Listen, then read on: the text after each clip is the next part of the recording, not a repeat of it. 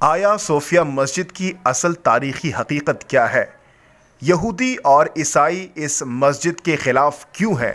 और इस फैसले के बाद तुर्की को कौन कौन सा मुल्क धमकियां दे रहा है और इस तमाम तर सूरत हाल का पस मंज़र क्या है, हम आज आपको अपनी इस वीडियो में बताने जा रहे हैं।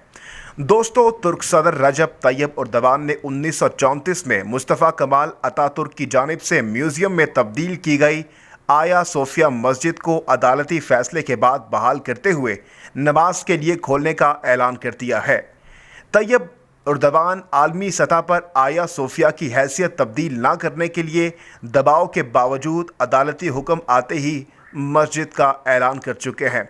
इससे कबल उर्दवान ने यूनेस्को के आलमी वरसे की जगह को मस्जिद के तौर पर बहाल करने की तजवीज़ दी थी, जो बासनतीनी ईसाइयों और उस्मानी खिलाफत के दरमियान मरकज़ी नुक्ते की हैसियत रखता था और अब तुर्की का सियाहों की सबसे ज़्यादा तवज्जो का मरकज़ बनने वाला मकाम बन चुका है।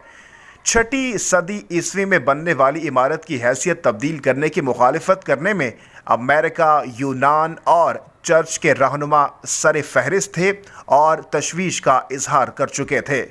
वाज़ेह रहे कि जदीद तुर्की के सेकुलर बानी मुस्तफ़ा कमाल अतातुर्क ने अपनी हुक्मरानी के इब्तदाई दिनों में ही आया सोफिया मस्जिद को म्यूज़ियम में तब्दील कर दिया था। अनकरा में तुर्की सुप्रीम अदालत ने अपने फैसले में कहा था कि इस जगह को मस्जिद के लिए मुतय्यन कर दिया गया था, इसलिए इसको कानूनी तौर पर किसी और मकसद के लिए इस्तेमाल करना मुमकिन नहीं है। फैसले में कमाल अतातुर्क के दस्तखत शुदा फैसले का हवाला देते हुए कहा गया है कि 1934 में काबीना की जानिब से मस्जिद को ख़त्म करके इसको म्यूज़ियम करार देना कानून के ज़ुमरे में नहीं आता। आया सोफिया के लिए 16 बरसों से कानूनी जंग लड़ने वाली एसोसिएशन का कहना था कि आया सोफिया उस्मानी रहनुमा की जायदाद थी और उन्होंने शहर पर 1453 में कब्ज़ा कर लिया था और 900 साल पुराने बाज़ंतीनी चर्च को मस्जिद में तब्दील कर दिया था।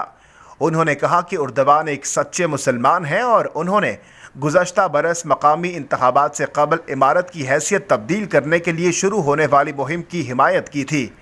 उस्मानी खलीफा ने मस्जिद के मीनार तामीर करवाए थे और इमारत अंदर कदीम ईसाइयों की यादगार के साथ खुलफाए राशिदीन के नाम अरबी में तहरीर किए थे।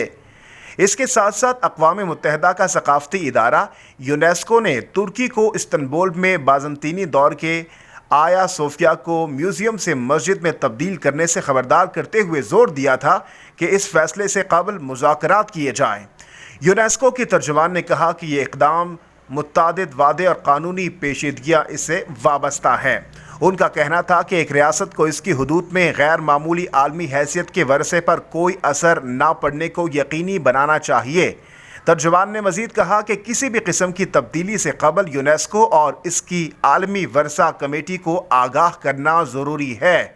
उन्होंने कहा कि आया सोफिया इस्तांबुल के तारीख़ी इलाके के अंदर है और इसकी हैसियत म्यूज़ियम की है, जिसकी तकरार तुर्की ने खतूत के ज़रिए की है। यूनेस्को की तर्जुमान का कहना था कि हम तुर्क हुकाम से मुतालबा करते हैं कि आलमी हैसियत रखने वाले मकाम से मुतालिक किसी फ़ैसले से पहले मुज़ाकरात शुरू करें। रूसी ऑर्थोडॉक्स चर्च का कहना था कि हमें अफसोस है कि अदालत ने फ़ैसला देते हुए तशवीश का मद्देनज़र नहीं रखा और इस फैसले से बड़े इख्तलाफात जन्म ले सकते हैं। दुनिया भर के 30 करोड़ ऑर्थोडॉक्स ईसाइयों के रूहानी सरबराह का कहना था कि इमारत को मस्जिद में तब्दील करने से ईसाइयों को मायूसी होगी और मशरिक़ और मगरिब में तकसीम होगी।